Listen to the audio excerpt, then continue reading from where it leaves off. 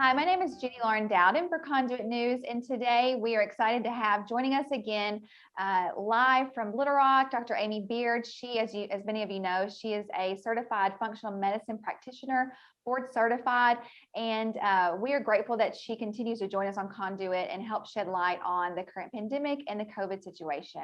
Hi, Dr. Beard. Good morning. Well, listen, right now, and I'm sure that you've seen, the CDC just recently released that they have not been tracking. They have no proof that unvaccinated are spreading, they're transmitting the virus. It seems like every day there's something else that comes up that completely contradicts the narrative from corporate institutions, media. Just first, let's just talk about what the CDC just said. What's there to say? I mean, they just pretty much said, what a lot of us have been saying. So thanks for confirming what we already knew. And why people continue to trust this group, I cannot explain. Like you said, they're constantly proven wrong time and time again. So, I mean, fool me once, shame on me, shame on you, fool me twice, shame on me. We've known since, unless they've changed the medical school curriculum recently, we've always known that once you are exposed, develop an illness to a virus, then you've developed immunity. That's how the body works. And it's not just immunity to that virus. Exposing ourselves to viruses kind of primes the immune system in a way that protects you from a lot of other things, including certain cancers. An Israeli study just came out that shows that natural immunity delivers 13 times more protection than these vax. There is such a push against natural immunity versus immunity from vaccinations. What do you think about that? I just think I just think that there is an obvious push, an attempt to change history and our understanding of how the human body works for the profits of the pharmaceutical industry. That's what we're dealing with here. And if you can't see that, I don't know that you ever will at this point. Right. Yeah. What will it take to get you to see? Speaking of big pharma, the Pfizer CEO came out against those who are unvaxxed. And I thought it was very ironic that he and his company are calling people criminals for not having. Rich. Isn't it? What do you think about that? Well, this is ludicrous. And it's something I would expect from these criminals, because that's what they are.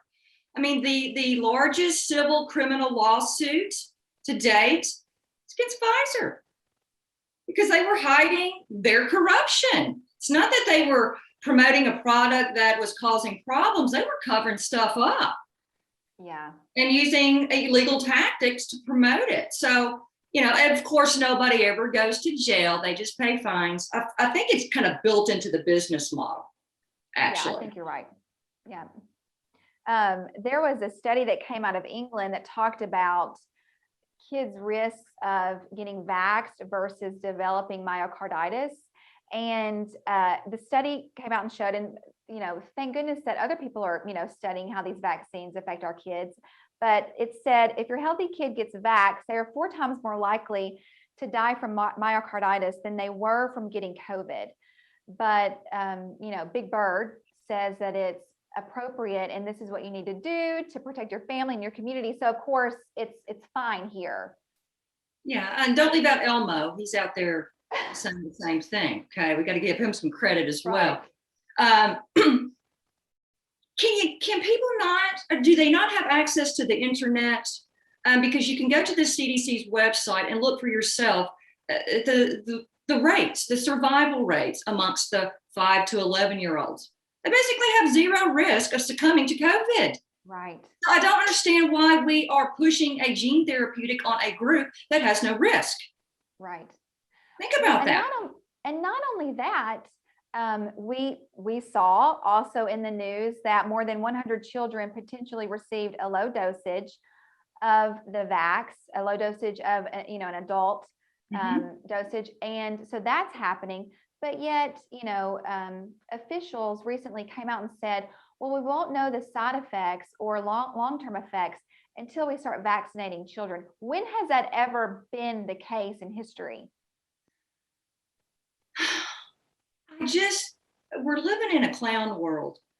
And the clown world's only going to get more clowns and clownish if good people continue to just keep their mouths closed. And that's what, because if you think this is going to just go away, you are sadly mistaken, because keeping our mouths, just look what has happened over the past 2 years by keeping your mouth shut. You really think it's going to stop? And and again, and I'll also bring up the fact that they're not calling it a vaccine passport anymore. They're calling it a health passport. So just think what all could be included in a health passport. Right. I'm sorry, and it's hard. It's hard for a lot of people to accept the fact that your own government and people you trust aren't really the people that you should be trusting, and they're up to no good. It's a hard pill to swallow. It is. I saw a quote yesterday because, of course, it was Veterans Day, and someone had said, if you have to attend a veterans service and you have to show your COVID card, then you've completely lost the meaning of what this day means and the sacrifice that they made. They literally fought for this country for you not to ever to have to show papers. But yet here we are. I know. Fear is a very powerful tool to use on the human psyche. And they've done it for decades. And and I understand why they continue to use it. We have got to stop being so fearful and understand that COVID is here to stay. It's not going anywhere. You will not eradicate it. It's now in the deer population, right? All the little white-tailed deer that are about to be hunted down. To be scared about, right? Yeah, the hunter, they're telling the hunters to be cautious, which is ludicrous, because we know animals have been reservoirs for viruses since day one. And they mutate. Viruses mutate. That's what they do. They mutate into less deadly forms. Okay, see how this works. And when you are exposed to the virus, you develop an immunity to not only that particular strain, but to other mutations as well. That is something that the vaccine cannot do, because it wasn't designed to do that. Apart from the fear, there's also such a level of hypocrisy that we've always seen hypocrisy from our leaders, institutions, big corp.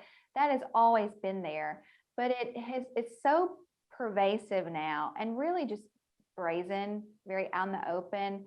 They'll say one thing and then say another. For instance, Fayetteville City Council met this past week to continue to keep their citywide mask mandate, despite the Fayetteville Public School System saying, okay, we're gonna lift it and make it optional once all of the kids are able to be vaxxed. But the Fayetteville City Council said, no, we're gonna keep this in place. And one thing that I thought was really striking was they had a physician quoted. He has a practice here, and he said, I wouldn't even say it would be reckless and dangerous, meaning to lift the mask mandate. He said, I would even say it would be reckless and dangerous. Do they know that we can see their social media accounts? Do they know that we can see them out in public, indoors, in large crowded areas, unmasked? We can see their family members unmasked. Are they telling their family members, you know what, that is reckless and dangerous for you to be unmasked there at that event that's public on Facebook? They can be hypocrites because nobody does anything about it. I mean, seriously, again, people, the time for good people to, is over for them keeping their mouths shut, because the level of hypocrisy is just going to continue. They're going to flaunt it right in your face, and they're going to keep doing it because you're not going to do anything, because nobody's doing anything about it. There are some, thank goodness, but not nearly enough. We could end this today if people Right. would just stand up. We could end Right. it today. Right. I mean, so when you say that and people are listening, what does that even mean? What does that look like? You confront, I'm going to call them the enemy because they are. They're taking away our way of life and our God-given rights of freedom and the pursuit of happiness. So you confront these people. Don't make it, and just spouting off on social media, it's not doing anything. Mm-hmm. Yeah, it's a great place to go vent and get in Facebook arguments with strangers, but is that really helping anything? No, you have to go confront these people where they are, which is at the school board meetings. You have to write letters, you have to call, you would have to take the fight to them. Mm-hmm. And they've got to know that there is an opposing view. And there's a lot of people who feel this way, but they're not being public about it because, Right. and I understand why they don't want to get, it's easy. You don't want to be tossed out of your friends group for what you might feel is, right. Or you don't want to lose your job. You don't want to get attacked. I get that. But Right. you need to hear it's only going to get worse the longer and longer you just keep ignoring what's Right. going on right in front of your face. What are you seeing in your practice? I will share this. I had someone close to me go to the doctor recently, and this person, go ahead and just test me for COVID. I need to make sure. And this physician that is in the MANA system said, I'm not even going to test you for COVID. We're not even seeing that anymore. And this person was shocked that he said that. But these are things that many people know, but COVID is being used as a means to an end. But what are you seeing in your practice? So what I'm seeing right now, and I do think that physician is correct in a sense that we are seeing less cases of COVID. Perhaps a lot of us have been exposed and we've developed some natural immunity. People are still getting sick, but you can't trust the tests, right? So it could be all kinds of illnesses. Right. For some reason, people think that COVID is the only virus that exists in this world, and that's not the case. And so from what I'm seeing in my practice is, yes, there are, it does seem like things have slowed down a bit, which I'm pleased to see, but we're still having viral illnesses pop up, but people are much less gung-ho about getting tested, especially when you know that the test may not be accurate and Right. that it doesn't really change the treatment. Right. So Speaking of treatment, yeah. Well, speaking of treatment, there are still many practices here who, if someone tests positive for COVID, okay, you have COVID, you just need to go home and sweat it out. It's shocking to me that we are still in that place. What concerns me the most is that, you can have a patient that has a virus and they're stable, right? And for those people, it is just the typical go home, rest, stay hydrated, but what I have seen is patients have presented to the ER or clinics with hypoxemia, pneumonias, and they're not being treated. Mm-hmm. And then I looked into this, and it was based upon a CDC protocol of, if your patient you don't do anything unless the patient is like under 92%, oxygen saturation. Well, that is crazy. Right. And I know of several times of patients being sent home who had been diagnosed with pneumonia in the ER and just sent home with nothing and said, come back when your sats drop to below 92, 91%. So I had to end up treating them for pneumonia. Wow. I mean, that to me is malpractice. Yes. When do doctors not treat these kind of conditions based off of a CDC protocol? It seems like we're taking CDC protocols, CDC guidelines, and treating them more, holier than, Yeah. the word of God. It's like they took their brains out and put CDC guidelines in. And people are dying because of it. Right. So many people have suffered and died unnecessarily based off those CDC guidelines. Yes. Especially with the remdesivir, that's a whole other issue. That one's only being used under emergency use authorization. I've had nurses tell me that it is a very nasty, toxic drug. And I will tell you that the patients I have told to refuse remdesivir in the hospital, if that doctor wanted to start them on it, they never got intubated and they're now home alive. Wow. So, what would you say? Yeah. So, we've talked about this before. What would you say to doctors? And like you mentioned earlier, the longer we get down this path, the harder it will become. What do physicians, what do nurse practitioners, what do we need to see happen to right this wrong, to change course? What can those in the medical professional field do right now? speak up. Not really seeing a lot of people speak up, especially physicians. I know that some of them follow me on my social media accounts and they're, telling me to go, girl, keep it up. All right. There's only a few of me in the state that are willing to do this. Of course, it does make it easier that I work for myself and don't work, I don't have corporate masters. But they may not be coming for you right now, but they will eventually. Mm-hmm. And you had a chance to stop it, but you didn't. Mm-hmm. And so it's really coming down to, continuing on with life, having that steady paycheck come in, living your life as it always has, versus speaking up to prevent catastrophic events headed this way. Mm-hmm. And when I say catastrophic events, it's for our freedoms, our way of life. This country is not going to look the same if you continue to let medical tyranny rule, because they will use medical tyranny under any circumstance possible to control you. Yes. That's what they're doing. Talk to us about tracking adverse reactions. We've seen some news releases about that.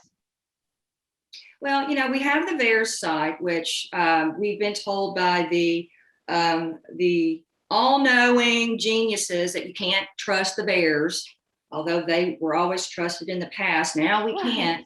So they don't want us doing that, but yet they provide no other alternative for us to keep track of the adverse events. Right. So who's keeping track of it, right? Mm-hmm. And I saw recently that someone had noticed that there were adverse reactions occurring in different areas of our country, and they had associated those particular groups with certain batches of the vaccines. So I'm looking more into this. Of course, it's kind of, mm-hmm. There've been a couple of people who have done it now. So there's a lot more people have shown interest in this to see exactly what might be going on. So are there experiments within an experiment? Because it is still an experiment. The FDA approved vaccine, which doesn't really mean anything, okay, is still not available. So we're still forcing people to get non-FDA approved experimental gene therapy injections that may decrease their symptoms if they get COVID. That's all we got. It's madness. It is, and they changed of course they changed the definition of vaccine. So the gene therapies would now fall under it. But fully vaxxed is going to continue to change every single month. You're never going to be fully vaccinated. You're not. You're going to have to constantly get the booster to be considered vaccinated. And I'm sorry if you had a really bad reaction to that last one. You're going to have to get this one if you want to keep your job. Right. Yeah. I don't know, Dr. Beard. It seems I have hope. Right. I have hope. You have to have hope. I mean, without hope, what is there? And you and I know who is in control. Yes. And so, that's how I have to live every day. Is I know who my creator is. I know he's Right. all knowing, all powerful, and he is in control of the situation.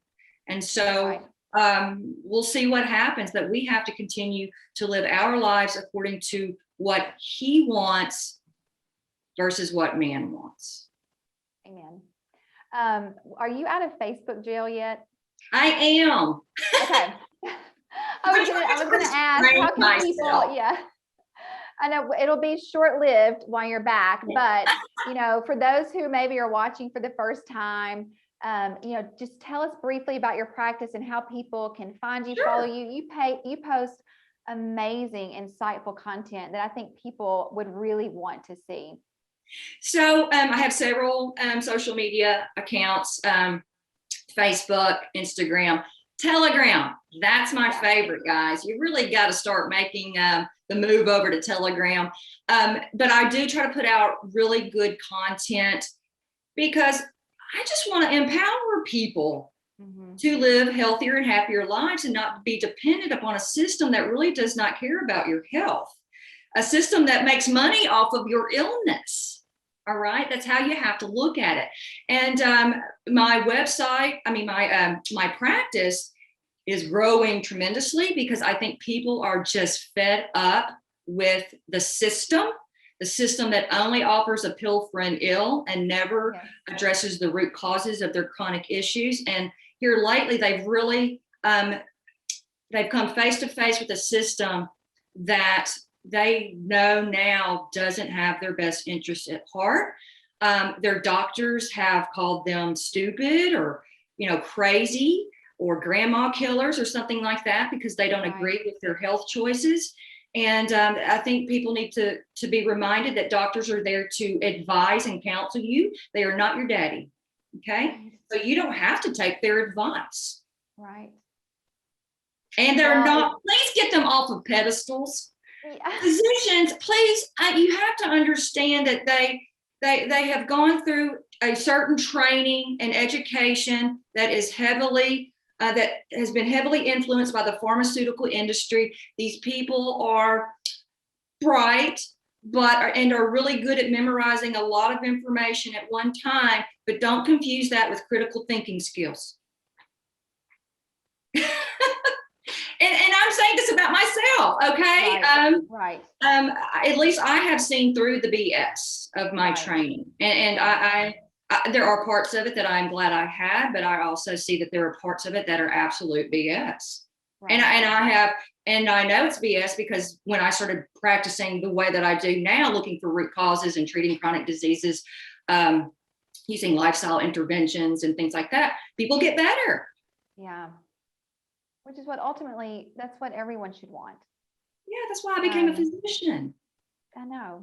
Well, we always love having you on Conduit. You are such a light and a truth teller. Thank you so much for joining us. And we look forward to having you back on very soon. Thank you so much, Jenny.